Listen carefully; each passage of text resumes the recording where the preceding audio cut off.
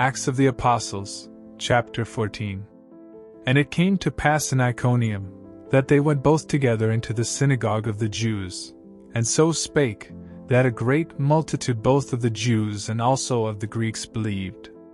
But the unbelieving Jews stirred up the Gentiles, and made their minds evil affected against the brethren. Long time therefore abode they speaking boldly in the Lord, which gave testimony unto the word of his grace, and granted signs and wonders to be done by their hands.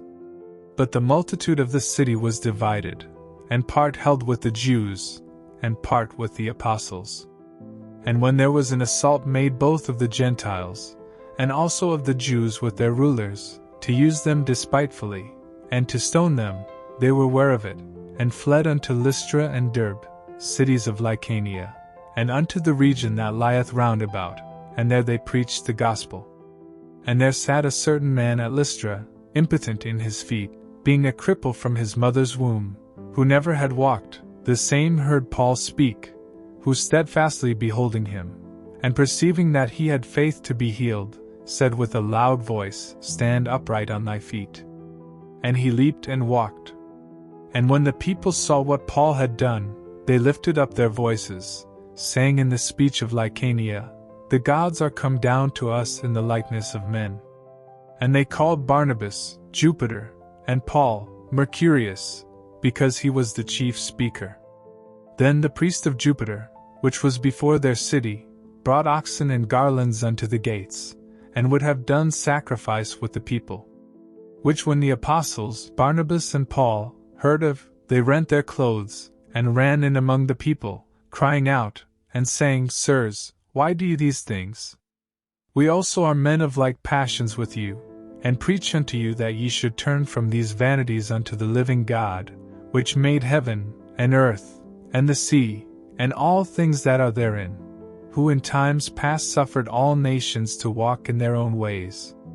Nevertheless he left not himself without witness, in that he did good, and gave us rain from heaven, and fruitful seasons, filling our hearts with food and gladness. And with these sayings scarce restrained they the people, that they had not done sacrifice unto them. And there came thither certain Jews from Antioch and Iconium, who persuaded the people, and having stoned Paul, drew him out of the city, supposing he had been dead. Howbeit, as the disciples stood round about him, he rose up, and came into the city, and the next day he departed with Barnabas to Derbe.